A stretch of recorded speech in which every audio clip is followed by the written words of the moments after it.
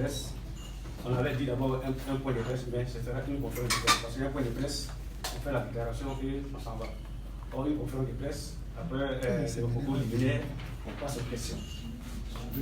Donc, comme je vous l'avais dit, il y a les deux avocats de Charles Blé-Goudé, dans l'affaire que vous savez, il y a encore des voix. Il y a Maître Ndiri Claver, que vous connaissez bien. Il y a aussi Maître Blédé Lova. Ce sont les deux avocats qui ont des questions après le propos liminaire. Merci.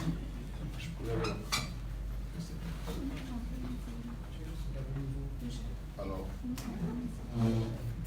avant de mettre le commande, excusez-moi, est-ce qu'on peut mettre les portables si vous voulez, bien sûr, je pense que vous ne pouvez pas.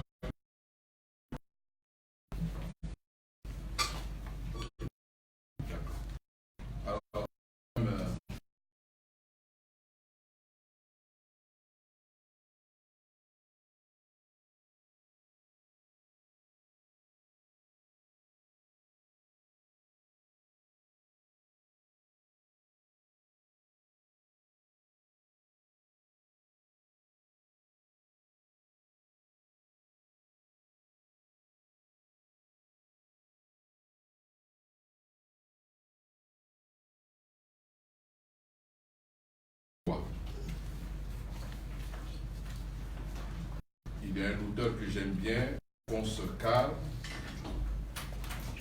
qui, parlant d'ailleurs des avocats et des magistrats et autres,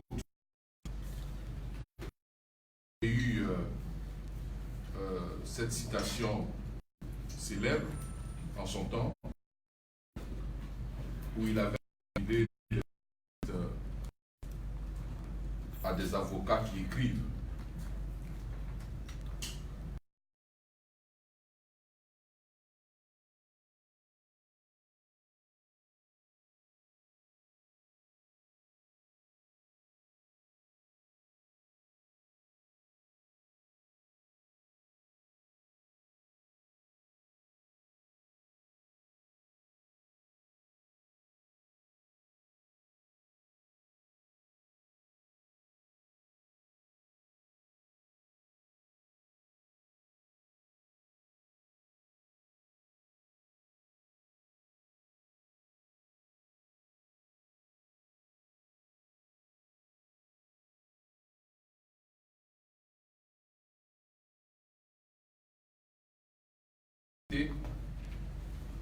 Et de dénoncer les attitudes violant les thèmes du contrat social.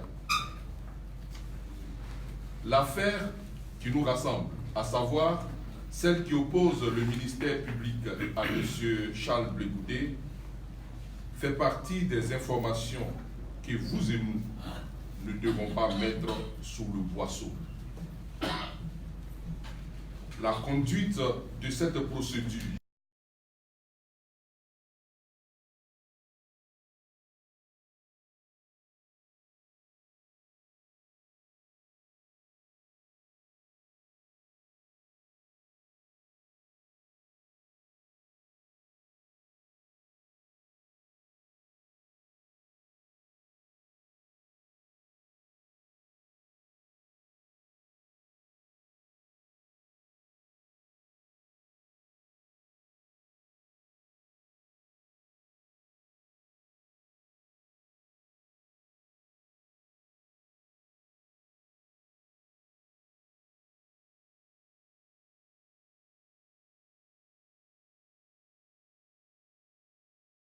d'audience,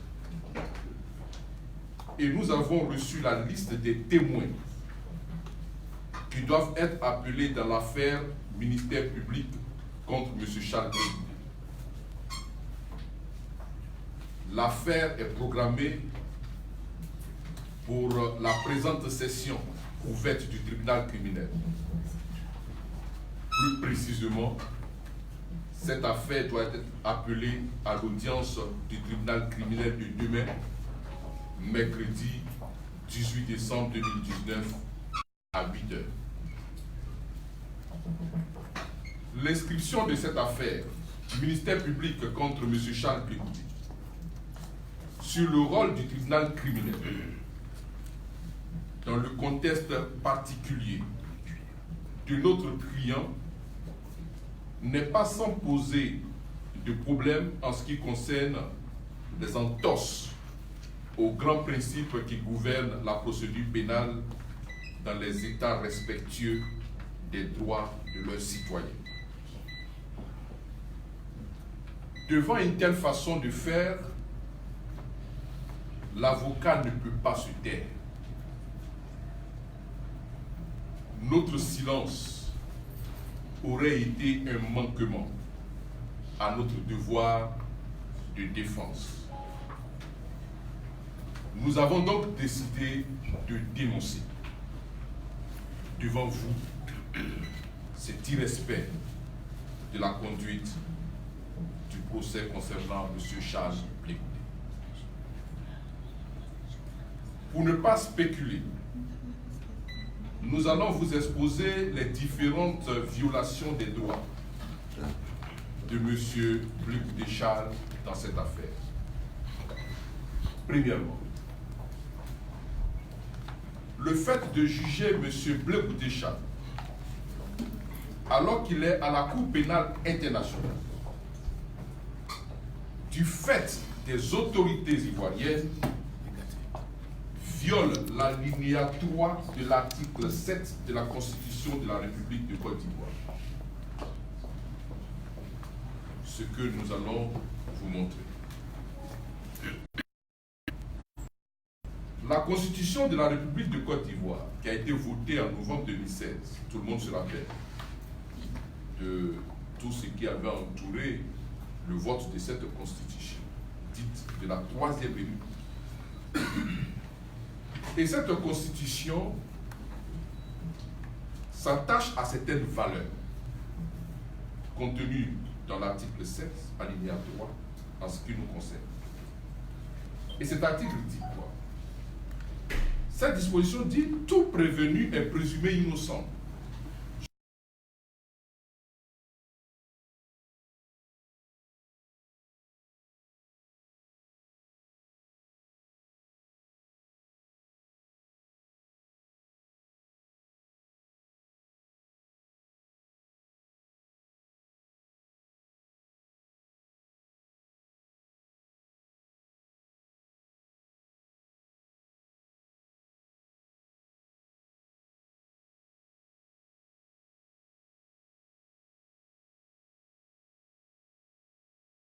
Indispensable à sa défense. Par garantie indispensable à sa défense, l'on entend au moins le droit pour une personne poursuivie d'être présente à son procès. C'est un minimum. Dans un État qui respecte le droit. Dans les États qui ne mettent pas le droit en vacances, dans le service public de la justice, le mépris d'un tel droit de l'accusé d'être présent à son procès entraîne la nullité de la procédure. Nous sommes en matière pénale. Dans cette matière spécifique, l'avocat ne représente pas son client, mais il l'assiste. C'est-à-dire que l'accusé est d'abord présent, puis son avocat est à ses côtés. La comparution personnelle de l'accusé à l'audience est une condition essentielle en procédure pénale,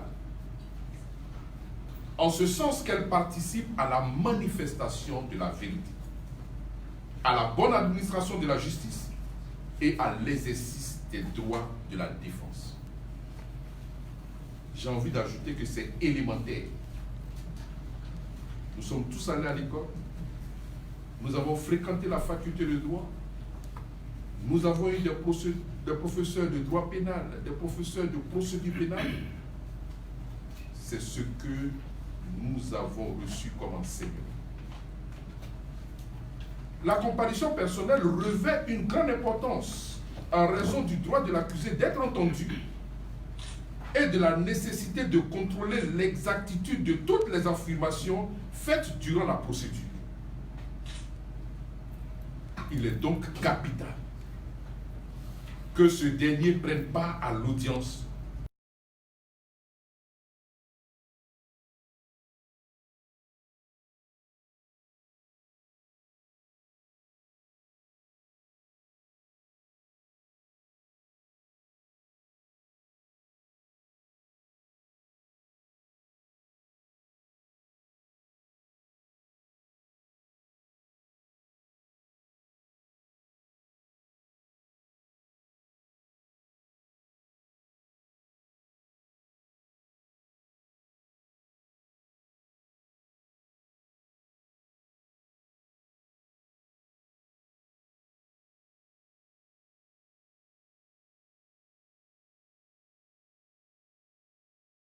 Cour pénale internationale.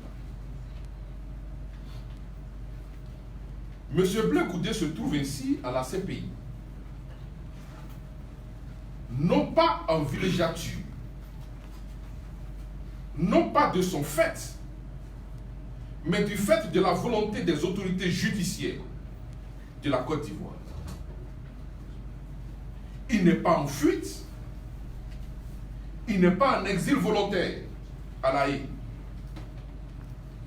Il ne refuse pas non plus de son fait de se soustraire à la justice. Notre client n'a pas délibérément provoqué cette situation. Comment le parquet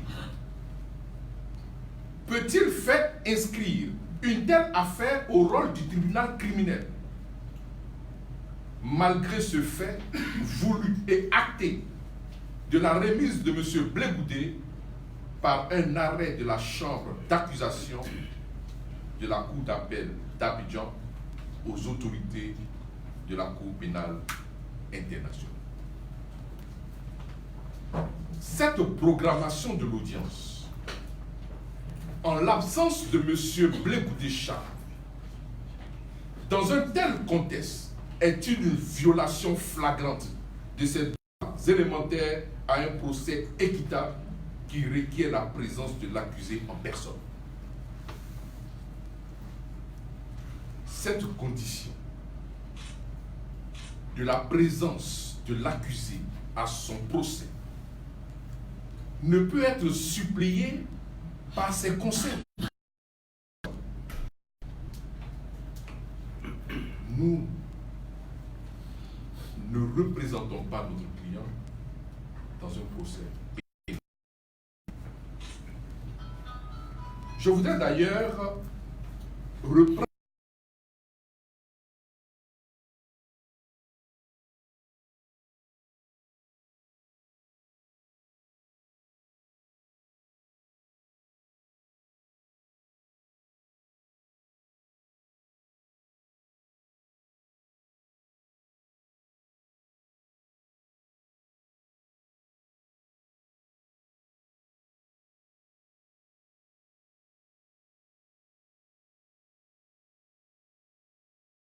phrase pas, je cite le procureur général. Devant la juridiction de jugement, on ne plaide pas par procuration. Ça veut dire quoi? Ça veut dire qu'une personne qui doit être jugée doit être présente. Si elle n'est pas présente, elle est jugée par défaut. Ces avocats ne peuvent pas dire que puisque M. X n'est pas là, nous, on va répondre à sa place. Parce que la responsabilité pénale est personnelle et l'avocat peut défendre son client, mais il ne peut pas se substituer à son client pour répondre à des questions sur des faits que lui-même n'a pas commis en plus.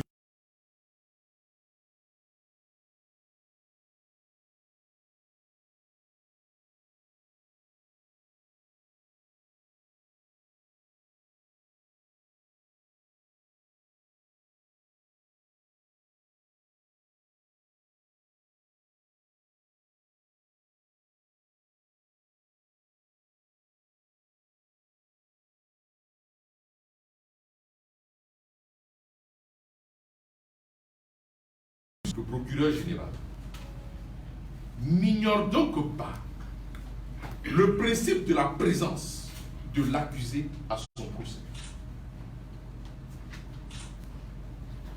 Il ouvre, c'est vrai, une vitrine, il parle du jugement par défaut.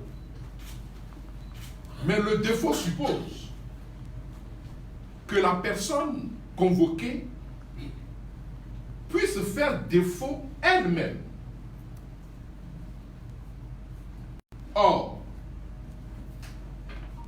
peut-on appliquer le défaut à M. Charles Blé Goudé lorsque, contre son gré, il a été mis dans un avion posé sur le tarmac de l'aéroport international Félix Houphouët-Boigny le 21 mars 2014 pour être envoyé à la Cour pénale internationale. Plus précisément, le 22 mars, puisque la décision a été rendue le 21 mars. Et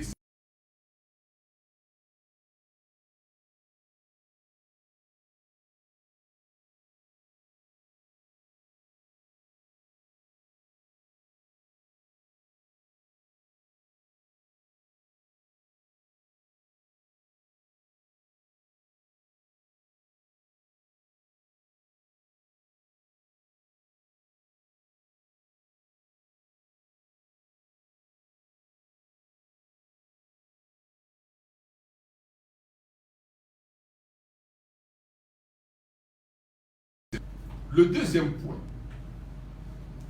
qui montre aussi une autre violation des droits de M. Blé Goudé, c'est que le renvoi de cette affaire dans ce contexte viole le droit à l'information de M. Charles Blé Goudé dans une affaire qui le concerne.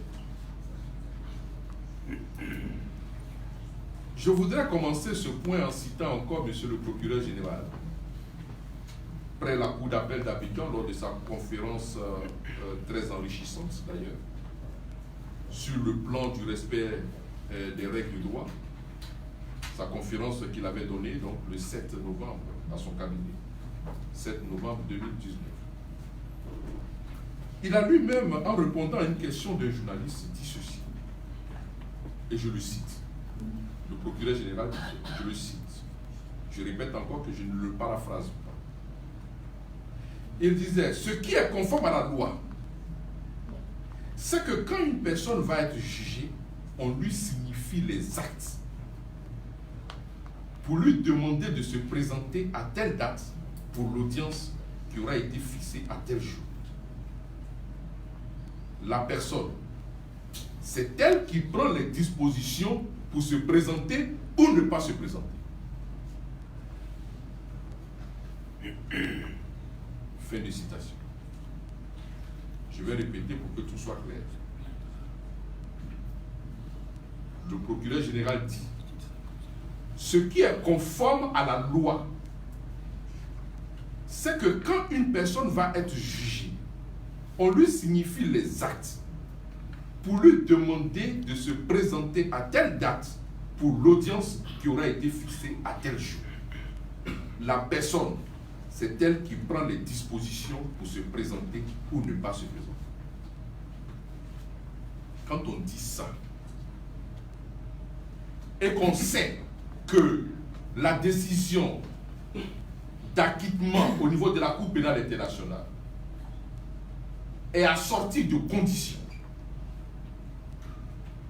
et que d'ailleurs, nous avons appris que les avocats, tout en passant du président Laurent Gbagbo, avaient demandé la levée d'ailleurs de ces sanctions, et l'État de Côte d'Ivoire, par le biais de ses avocats, s'y était opposé. Non, ne levez pas les sanctions. Il faut qu'ils soient confinés en Europe, là où ils sont. Personne ne l'ignore. Est-ce que, lorsque le procureur général dit, la personne, c'est elle qui prend les dispositions pour se présenter ou ne pas se présenter, est-ce que là, je n'ai pas envie de dire, est-ce qu'on est sérieux? Mais je veux dire, est-ce qu'on est conséquent envers nous-mêmes? Je parle d'une autorité, je ne vais pas dire est-ce qu'on est sérieux, mais je dis est-ce qu'on est conséquent envers nous-mêmes?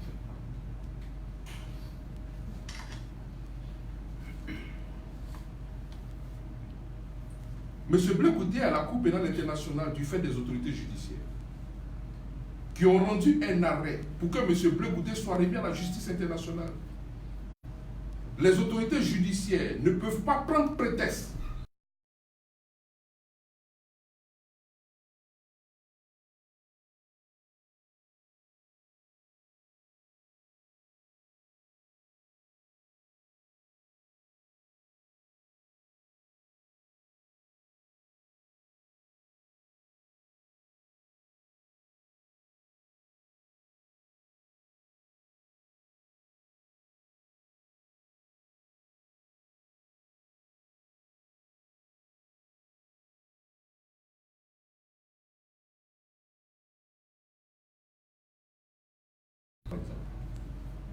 d'aller constater ou d'aller voir, d'aller vérifier si cette personne qu'on a amenée en mission se trouve à son poste habituel. Le parquet, c'est que la chambre d'accusation de la Cour d'appel a autorisé la remise de M. Charles Blé Goudé à la CPI. Vous savez, je pense que la théâtralité doit être absente des procédures judiciaires. Parce que quand on parle de procédures judiciaires, nous sommes dans des choses sérieuses. Et surtout lorsque nous sommes en matière pénale.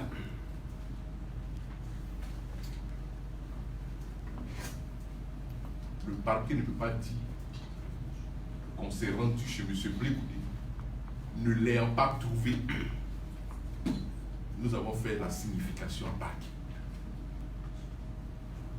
Nous n'avons pas le dossier, mais si nous l'avons sous cette forme, ce sera très grave. Parce que je l'ai dit dans un autre procès, je dis que le tribunal n'est pas le lieu des intrigues.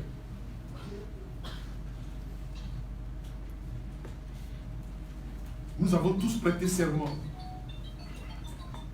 pour être des acteurs de la justice. M. Blé Goudé à la Cour pénale internationale, tout le monde le sait. Nous allons poser dans un troisième temps, qu'est-ce qui fait courir dans ce dossier?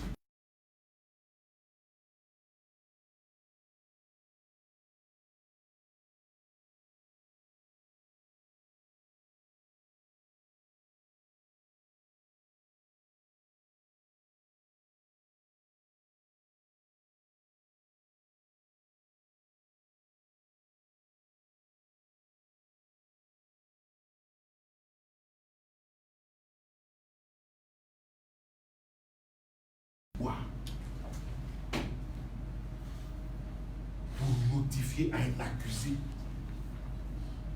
des charges. M. Blé Goudé ne va pas prendre la date de son audience par RFI, TV5 ou par n'importe quelle autre radio ou télévision.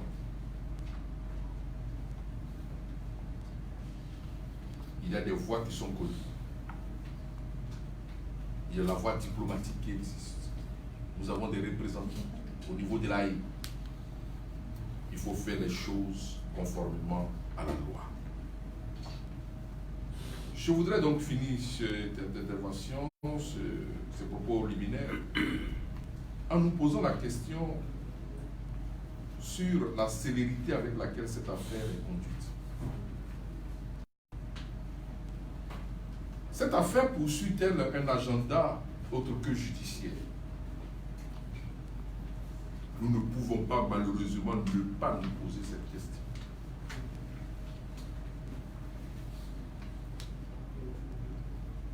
Pourquoi cette affaire épouse subitement une telle célérité? C'est vrai que la justice doit être rendue dans un délai raisonnable. Aucun avocat ne l'ignore.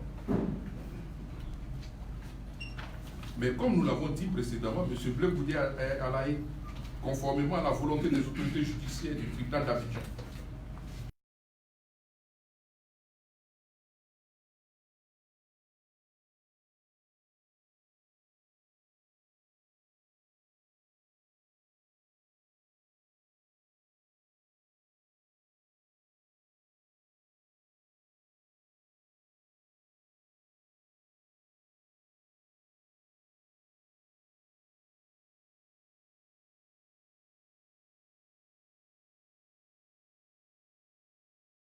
Blé Goudé. Il y avait déjà un réquisitoire en bonne et due forme contre lui. Si on était si pressé,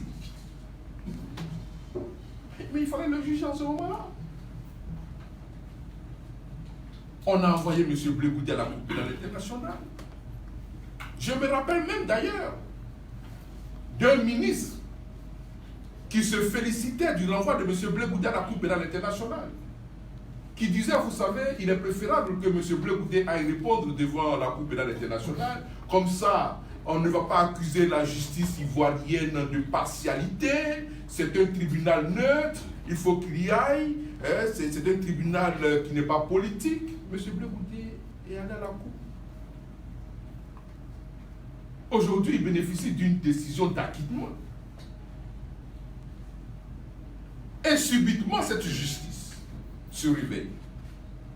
Qu'est-ce qui fait courir dans cette affaire?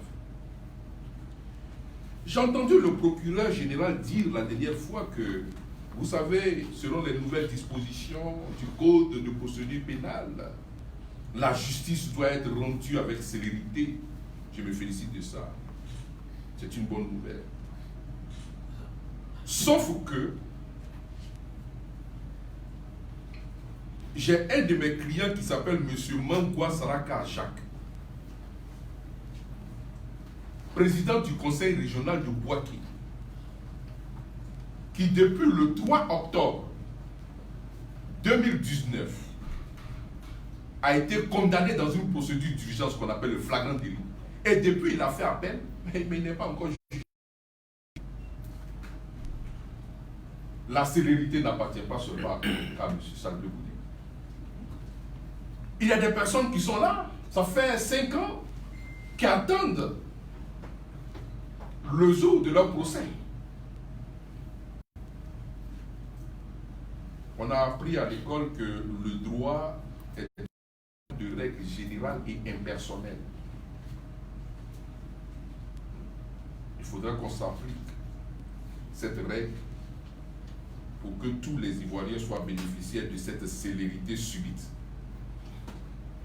concernant cette affaire.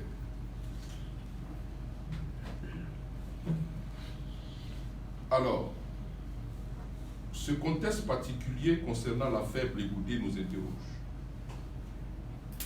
Et nous sommes en droit de nous poser la question de savoir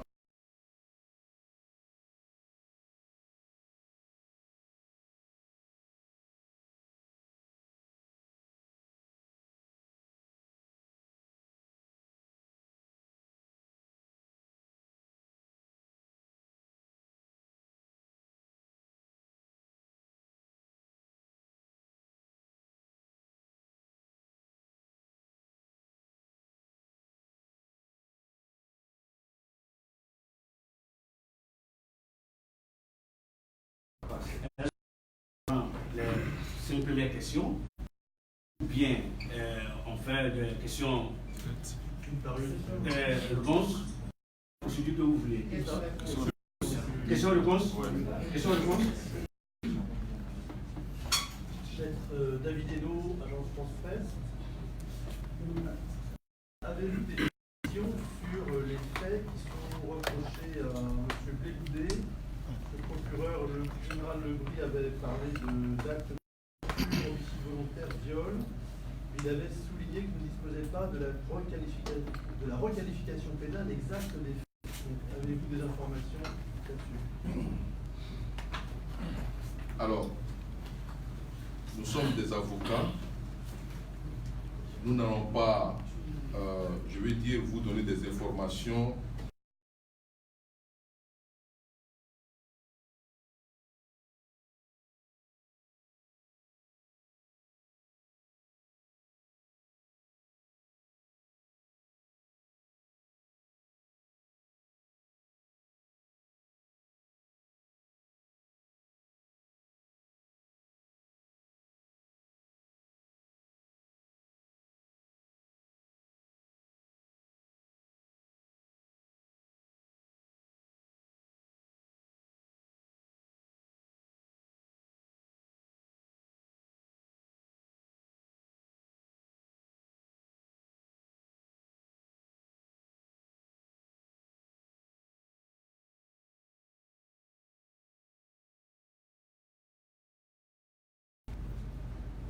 la loi dit que si une décision est rendue devant la chambre d'instruction en ce qui concerne un arrêt de renvoi dans les 24 heures, cet arrêt doit être signifié à la personne concernée et à ses conseils. C'est ce que la loi dit.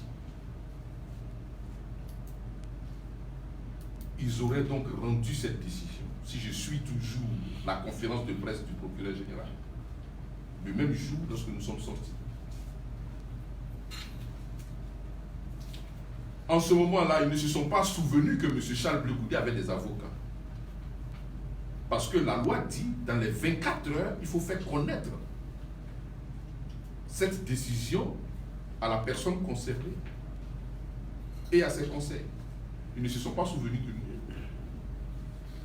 Mais pour que nous puissions nous retrouver à l'audience demain, ils se sont dit que M. Blé Goudé avait des avocats. Pour être bref, nous n'avons aucune information sur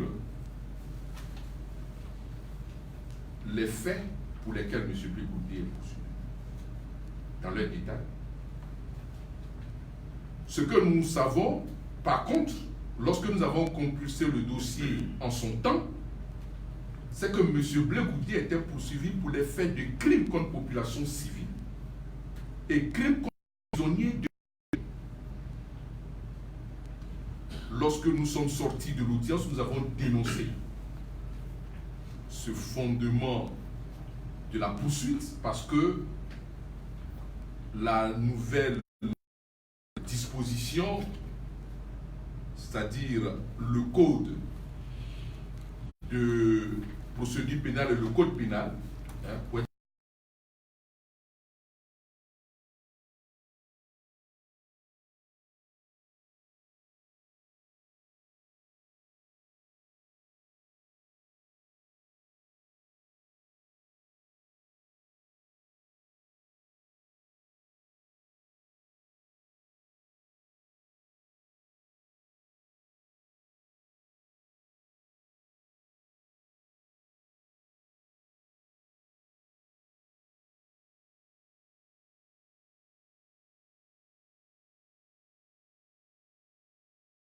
demander une requalification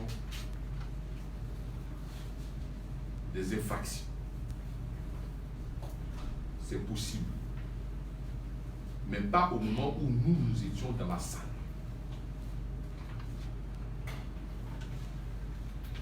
La décision ayant été rendue le même jour, je me pose la question de savoir quand est-ce que le procureur a fait cette demande de requalification. Surtout que, je parle sous le contrôle de mon confrère, nous étions dans la salle et le représentant du parquet, lorsqu'on lui avait posé la question de savoir qu'est-ce qu'il entendait dire, il a dit que le parquet s'en tenait à ces réquisitions versées au dossier. Or, les réquisitions du procureur général qui avaient été versées au dossier demandaient le renvoi de M. Charles Blé Goudé devant le tribunal criminel pour les faits de crimes contre la population civile et crimes contre les prisonniers de guerre. Je ne sais pas à quel moment est-ce que le procureur général a demandé la requalification des faits. Je le dis. C'est un relais. Donc, je ne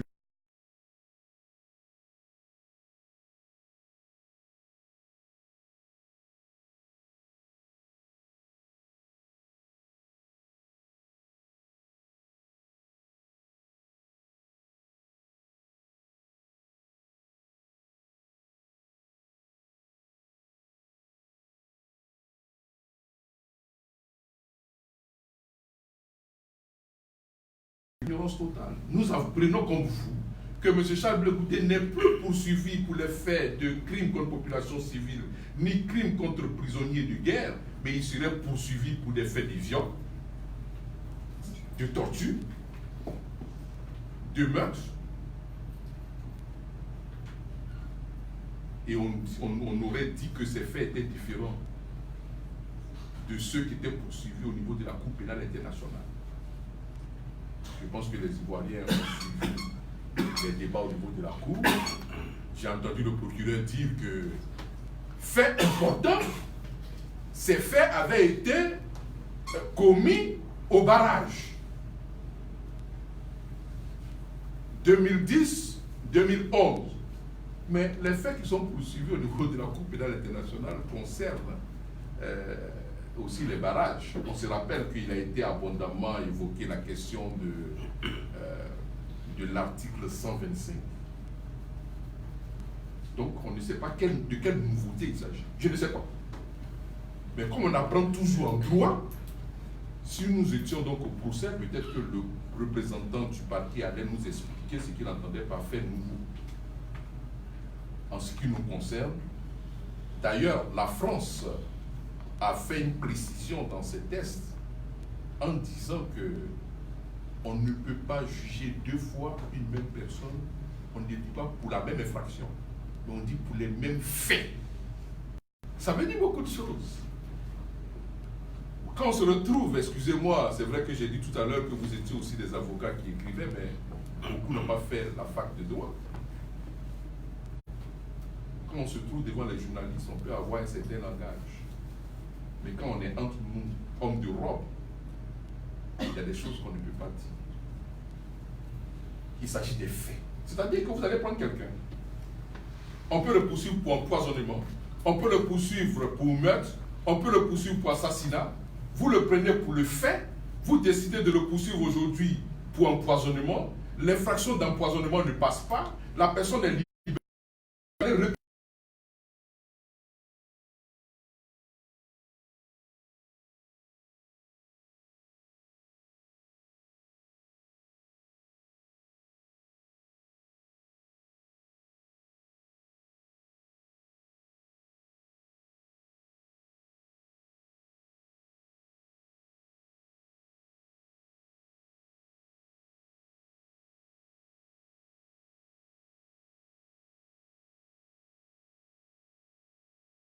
Pour un fait, on décide, écoutez, nous, on va beaucoup l'emmerder, on décide de le poursuivre aujourd'hui pour assassinat, après, on le reprend, si l'assassinat ne passe pas, on dit c'était un empoisonnement, et puis après, on dit non, on le relâche encore pour l'empoisonnement, et puis après, on dit non, c'est coups et blessures. Enfin, arrêtez un peu. Monsieur Blé Goudé est déjà jugé au niveau de la Cour pénale internationale, du fait des autorités ivoiriennes. Mais mieux, je vais dire quelque chose. Vous savez, nous sommes dans un principe important dans notre rapport avec la Cour pénale internationale. C'est le principe de la complémentarité. Ça, il faudra le souligner. Quand je dis que la Côte d'Ivoire s'est dessaisie au profit de la juridiction internationale, je pèse mes mots. Il y a un principe de complémentarité entre la Cour pénale internationale et les États membres. Cela veut dire quoi? Que si vous décidez de ne pas poursuivre au niveau national, nous, Cour pénale internationale, nous prenons le relais. C'est ça le principe de la complémentarité ou de la subsidiarité.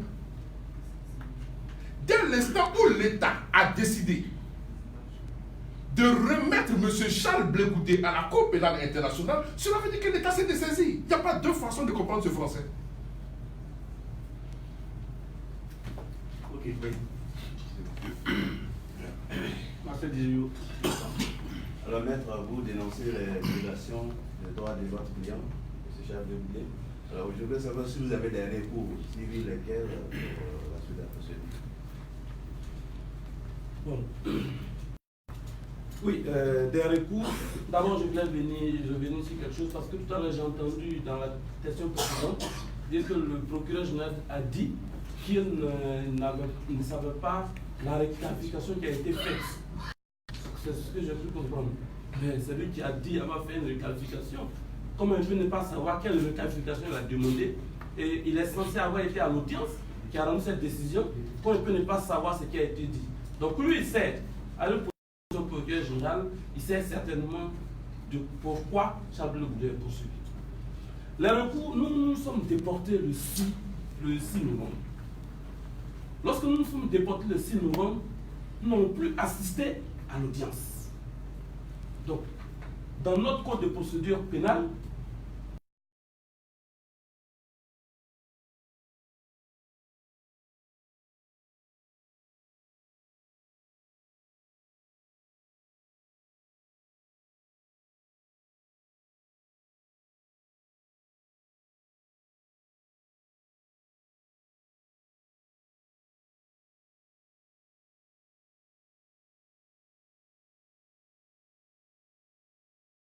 Ils n'ont fait aucun recours. C'est vrai que nous avons des recours, mais nous n'avons fait aucun recours. Mais lorsque tout le monde a appris par voie de presse que Charles Blé Goudé devait être jugé d'un criminel, alors un de nos confrères qui a été certainement approché par Charles Blé Goudé ou par quelqu'un qui répond à Charles Blé Goudé a fait un pourvoi en cassation. J'ai moi-même transmis une copie de son pourvoi. A fait un pourvoi en cassation, c'était le 10 décembre. A fait un pourvoi en cassation, il s'agit de Maître Subi Goré Émile. A fait un pourvoi en cassation pour le code Charles Blé Goudé. Alors, ce qu'il faut savoir, le délai du pourvoi et le pourvoi lui-même sont suspensifs. Ça veut dire quoi? Ça veut dire qu'à partir du moment où cet avocat a fait un pourvoi en cassation contre l'arrêt de la chambre d'instruction, il ne peut pas être jugé devant un tribunal criminel. Ce tribunal-là doit sur ça statuer en attendant que la Cour de cassation se prononce sur ce point. Donc, j'ai un recours qui a été. Nous avons la possibilité de faire ce recours. On attendait peut-être de savoir s'il y a eu effectivement une décision. On n'avait pas cette décision. Et si on avait cette information, peut-être que si on était saisi par M. Charles Blé Goudé, on aurait fait un pourvoi. C'est pour ça que moi, quand j'ai reçu cet avis, il y a cet avis d'audience du procureur de la République, et que j'ai reçu aussi la liste des témoins, j'ai écrit au président de la Chambre, je lui ai dit attention, je ne comprends pas ce que vous me dites, parce que moi, je lui ai fait un courrier qui est arrivé à son bureau hier.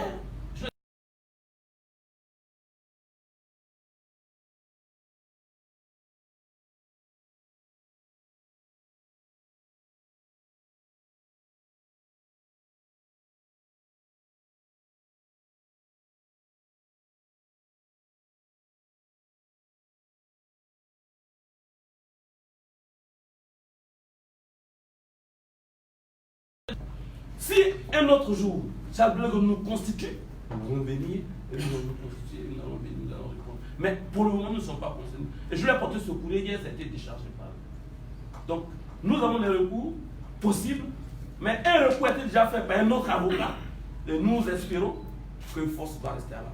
Parce que, en tout état de cause, comme vous êtes procureur général, vous ne l'êtes pas simplement pour vous, pour la forme. Pour le respect du droit. C'est-à-dire que vous êtes le garant du code de procédure des libertés publiques. On ne peut pas dire qu'on veut sauver des choses et puis en même temps transgresser les droits élémentaires. Donc, pour répondre à cette question, nous avons des recours possibles, mais un des recours est déjà fait et nous attendons de voir ce qui va se passer.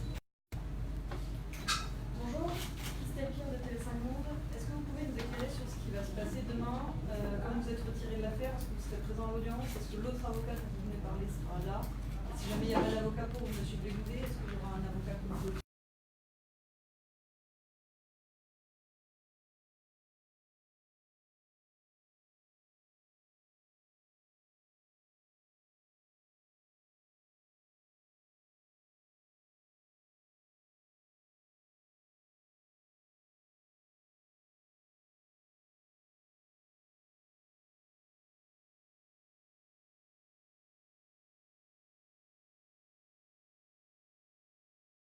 Qui va être donc donné à cette affaire, puisque, comme l'a dit Maître Blédé,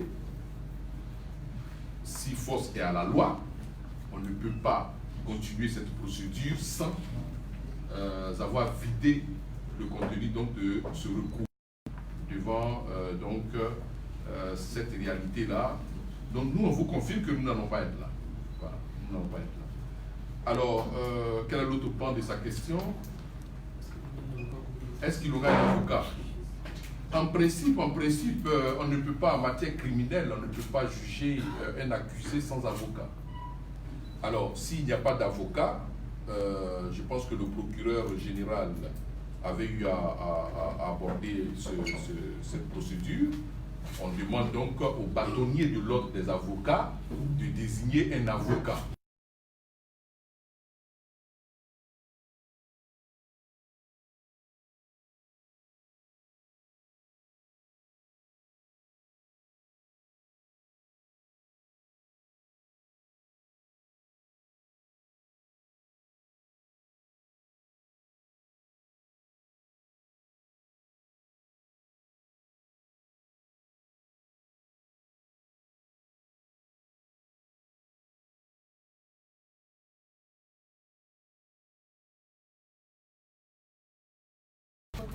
comprends pas, il était en votre équipe. Je ne comprends pas comment vous pouvez faire un recours alors que c'est mandaté par M. Blégoudé.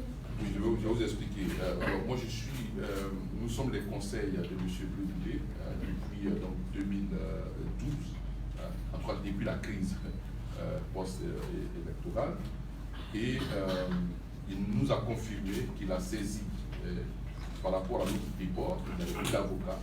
Donc, il a saisi un autre avocat qui est M. Subi, qui a exercé ce recours en son nom et pour son compte. Oui. Bonjour maître, je suis Cyprien Passé, journaliste à Abidjan.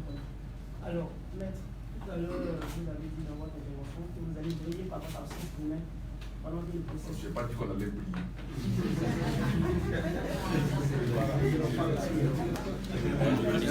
Laissez la brillance pour une autre occasion. J'ai dit que nous n'allons pas être présents. D'accord. Alors maintenant, moi je veux savoir, c'est parce qu'il y a plus de procédures que vous n'allez pas être présent au palais, ou bien c'est parce que votre client n'est pas sur le territoire ivoirien? Non, ce qu'il faut savoir, Blégoudé n'est pas en train d'être jugé normalement. Voilà la raison principale pour laquelle aucun avocat ne veut pouvoir se présenter du même. Je vous explique. Vous savez, dans notre code de procédure pénale, on dit que l'arrêt de la chambre d'instruction purge tous les vices. C'est-à-dire que même si vos droits n'ont pas été respectés par le juge d'instruction, à partir du moment où le dossier est passé devant la chambre d'instruction, on ne peut plus relever cela devant le tribunal criminel. De sorte que si vous allez devant le tribunal criminel, alors que vous estimez que les droits n'ont pas été respectés, ne pouvez plus vous en prévaloir. Donc pour nous, il est impératif qu'on règle d'abord la question des droits de Charles Blégoudé avant même qu'il ne se tienne un tribunal criminel. Et ces droits-là, c'est ceux qu'il a relevés tout à l'heure. Et comme, heureusement pour nous, un de nos confrères a fait un pourvoi, nous espérons que la Cour de cassation demande à la chambre d'instruction de revoir sa copie. En ce moment-là, tout sera réglé, soit devant la chambre d'instruction, ou alors la chambre d'instruction va ramener le dossier devant le juge d'instruction. Ils vont revoir leur copie, parce que nous estimons que toute la procédure est nulle. C'est déjà ça. Mais si la procédure est nulle et qu'on n'a pas la possibilité de relever cette nullité devant un tribunal criminel, qu'est-ce que nous allons faire là-bas? Voilà la vérité. Donc la véritable question, c'est celle de dire, est-ce que Blégoudé sera jugé, et sera jugé comment? Donc pour nous, il faudrait que les règles élémentaires soient respectées, il faudrait qu'on lui au moins notifie les faits, parce que ça peut être, il a dit, le juge d'instruction lui-même a dit que du fait de son éloignement, du fait de ce qu'il serait à la Cour pénale internationale, il n'a pas pu notifier les charges à Blégoudé. Mais c'est grave. C'est à peine de nullité. C'est-à-dire que quand ce n'est pas fait, votre procédure est nulle. Donc nous voulons que la chambre d'instruction constate que la procédure contre Blégoudé est nulle en Côte d'Ivoire. Ndrick Clavel l'a dit. L'État de Côte d'Ivoire, en fait, n'avait plus envie de juger Blégoudé. Sinon, il est parti à La Haye en quelle année? Et c'est en quelle année ils ont repris la procédure en Côte d'Ivoire? Tout à l'heure, il disait que le procureur a dit qu'il faut qu'on aille vite lorsqu'on juge. C'est l'article 5. Article 5 de notre code de procédure pénale qui dit. Il dit qu'il doit être définitivement statué sur la cause de toute personne poursuivie dans un délai raisonnable. C'est-à-dire qu'un délai raisonnable, c'est quoi? Vous êtes poursuivi et depuis plus de 5 ans, vous ne savez pas votre sort. Et un matin, alors qu'on ne vous a même pas averti, on appelle vos avocats, on dit non, il faut qu'on statue sur la question de vous juger ou ne pas vous juger. Ça, ce n'est pas un délai raisonnable. Ce n'est pas un délai raisonnable. Donc, si vous voulez, c'est un peu pour ça. Nous n'avons pas envie de les accompagner. Parce que nous présenter devant un tribunal, c'est aller sacrifier notre client. À la limite, on ne va pas pour débattre. Parce que nous avons dit non, c'est pas respecté. On dit non, on ne parle plus de ça. On dit que Blégoudé a violé, il a violé telle personne. Il y a une multitude de témoins, ils sont nombreux. Il y a une multitude de témoins. Donc il dit qu'on l'a vu en train de faire ceci, en train de faire cela. Alors que Blégoudé n'est même pas là pour la confondre. Il n'est même pas présent pour se défendre. Parce que nous n'avons pas assisté aux faits, nous n'avons pas vécu les faits. Pour que nous puissions efficacement défendre quelqu'un, il faudrait qu'il dise si oui ou non il a commis les faits. Il peut dire oui, j'ai commis les faits. Il peut dire je n'ai pas commis. On peut demander de prouver. Tu l'as vu dans quel chemin était, comment à cette époque-là. Est-ce que vous voyez? Donc c'est parce que déjà les droits élémentaires de la défense ne sont pas respectés que nous sommes déportés depuis le 6 novembre. Et c'est encore pour ça que, parce qu'on s'est déjà déportés, parce qu'on n'est plus avocat de Charles Blé Goudé depuis cette époque-là, on ne sera pas à l'audience. Nous pensons que le procureur de la République s'est trompé des personnes en nous envoyant son avis. Peut-être qu'il s'est trompé des personnes. Peut-être qu'il a la haie, mais il n'a peut-être pas eu le moyen de transport à nous apporter. Mais il va faire ça aussi. Ok. Je voudrais compléter quelque chose. Juste. Alors, je voulais dire, parce que, en fait, vous savez, depuis, lorsque le procureur général a fait sa conférence de presse, nous n'avons pas voulu réagir. Hein. Alors, je vais dire quelque chose qui est très important. Vous savez, le procureur général a dit, dans le déroulement de la procédure, le procureur général a dit, je pense que dans les 10-15 minutes qui suivent, on aura fini. Hein. Voilà. Le procureur général a dit ceci, que le 23 octobre, les avocats de M. Blé Goudé sont venus à l'audience et ont demandé un renvoi afin de leur permettre de prendre connaissance du dossier. Que le 30, je ne sais pas encore ces mots, les mêmes avocats de M. Blé Goudé ont sollicité un autre renvoi, ce qui leur a été accordé pour le 6 novembre. Le 6 novembre,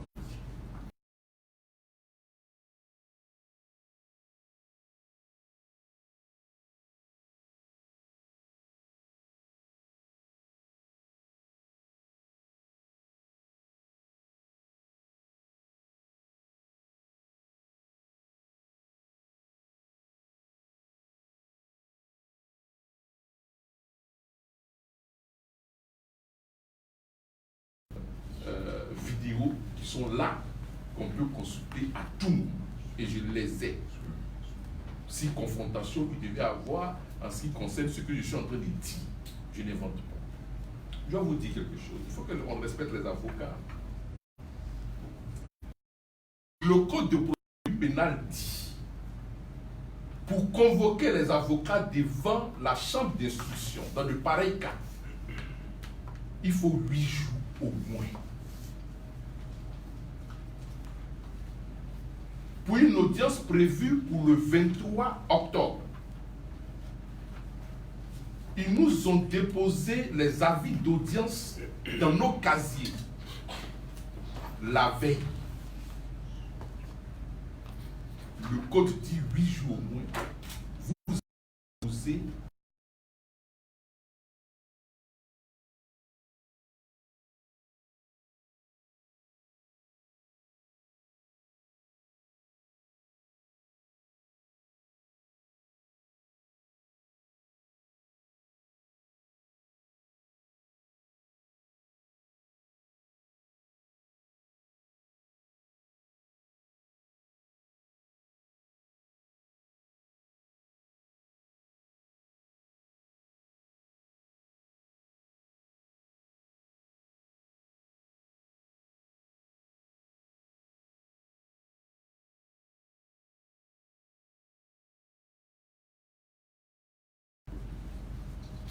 qui a renvoyé la procédure d'office avant que les avocats ne demandent quoi que ce soit. On n'a rien demandé.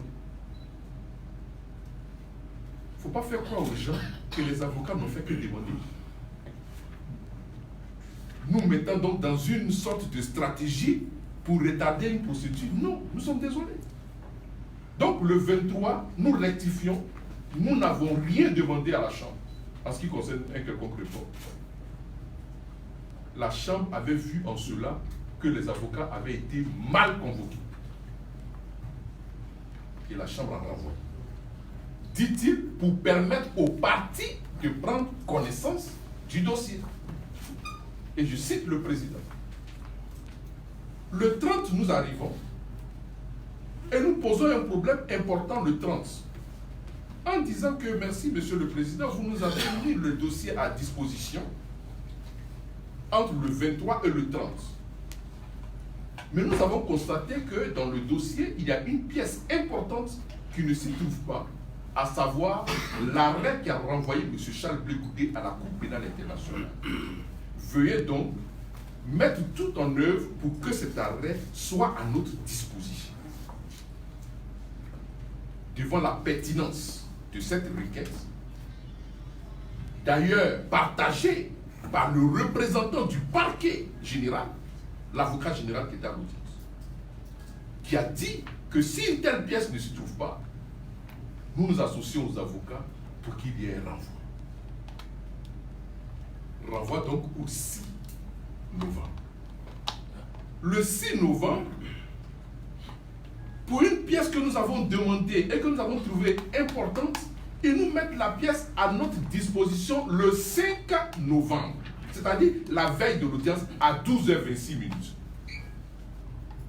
Or, selon le même cause, si les avocats doivent déposer des notes écrites, ils doivent le faire 24 heures avant l'audience. L'audience a lieu le 6 à 15h. Quand vous nous remettez une pièce, nous sommes au plateau, à 12h26, et que les avocats doivent aller dans leur cabinet pour produire des observations et les soumettre au greffe le même jour à 15h, c'était impossible. Nous nous sommes appelés en tant qu'avocats. Nous avons dit que non. Nous allons porter cette réalité devant le juge et demander donc qu'il nous accorde une semaine pour que nous puissions produire nos écritures. Nous arrivons le 6, nous posons ce problème. La Chambre refuse de nous accorder une semaine. Nous avons dit, en tant qu'avocats, nous ne sommes pas des enjoliveurs de l'œuvre de la justice. Nous sommes des acteurs importants du service public de la justice. C'est comme ça qu'on nous définit dans le règlement UEMOA. Des acteurs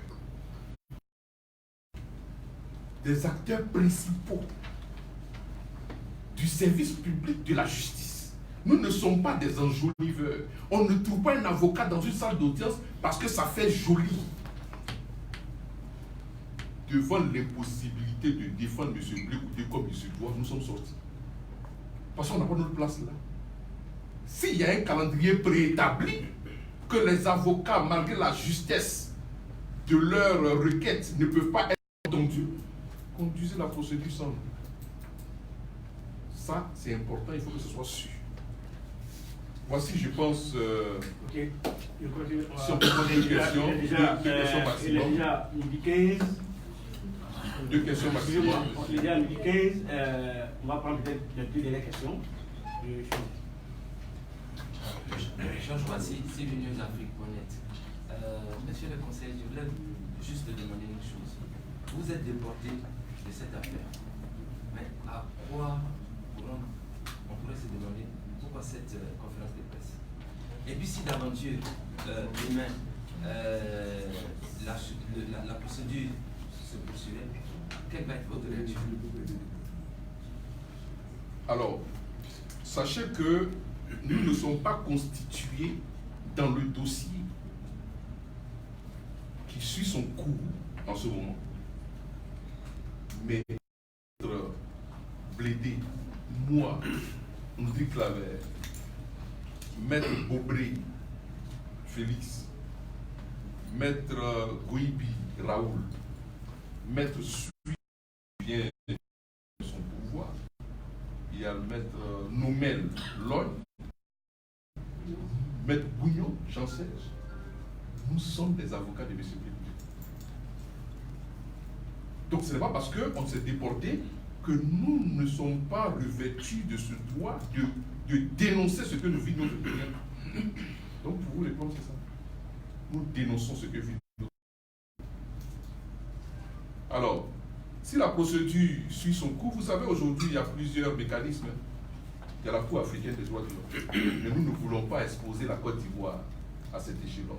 Nous pensons que la justice ivoirienne peut lire le droit, peut dire le droit. Mais sinon,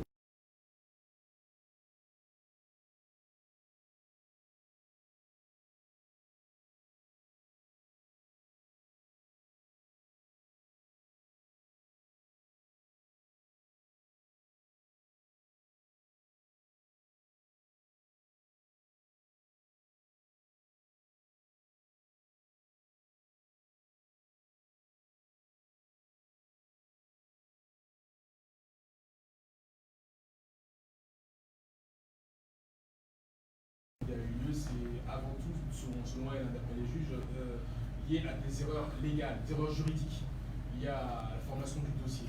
Je voulais avoir votre opinion, votre commentaire sur cette indication, ce commentaire, en tout cas, cette analyse de la procureure, dont l'appel est toujours étudié par les juges. Alors, moi je sais une chose. Le juge Kounouta Flusser, qui était en charge du dossier, a dit du monde entier que nous sommes devant des preuves exceptionnellement faibles. Dans les autres discours de Madame la procureure, elle peut les faire. Moi je m'en tiens à ça. Le juge qui avait le dossier, M. Kounouta Flusser, a dit que nous sommes en face d'une preuve exceptionnellement faible.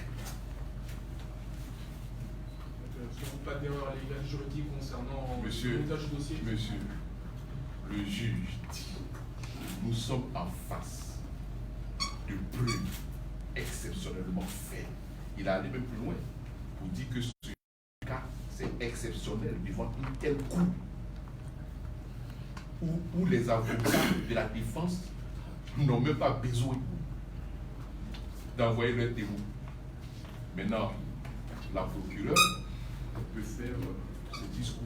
Ok. Donc, la dernière question, on va donner le mot de fin aux avocats. Enfin, dire juste sur la convocation, l'avis qui est donné le 21, dire juste que le 23, lorsque nous sommes arrivés, non seulement il y a eu renvoi par le président de la Chambre lui-même, mais le même 23, le parquet général nous a servi un autre avis, comme pour dire qu'on s'était trompé, on veut réguler la chose, donc on nous donnait un avis le 23 pour le 30. Sauf que cet avis non plus ne respecte pas la 31 du pénal qui dit qu'il faut au moins 8 jours entre la date de comparaison et l'avis. De sorte que le procureur général, lorsqu'il dit que nous avons demandé des le reste suffit. Lorsque le 23, lorsqu'il renvoyait le 30 au 6, lorsque nous avons demandé 2 semaines, nous avons dit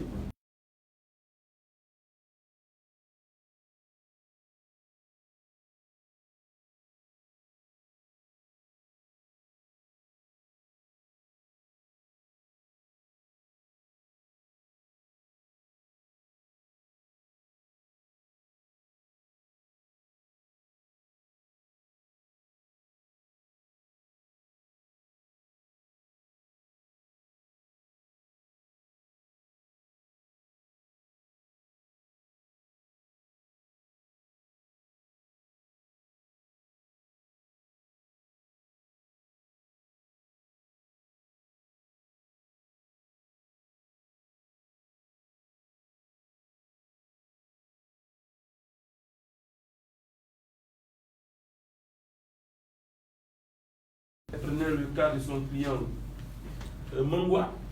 Moi j'ai un dossier qui est, vous avez tous vu, l'immeuble qui s'est écoulé à Yamoussoukro. L'immeuble s'est écoulé à Yamoussoukro. Des gens ont été jugés parce que l'immeuble s'est écoulé. Ils ont été condamnés à 3 ans de prison. Ils sont allés devant la cour d'appel de Boaké. Et la cour d'appel a rendu une décision. Et la cour a ramené cette peine-là à 12 mois. Et la même, alors même que le parquet général ce jour-là a fait 6 mois, c'est-à-dire que le président a souhaité que la peine soit ramenée à 6 mois, le même parquet général a fait un pourvoi, la même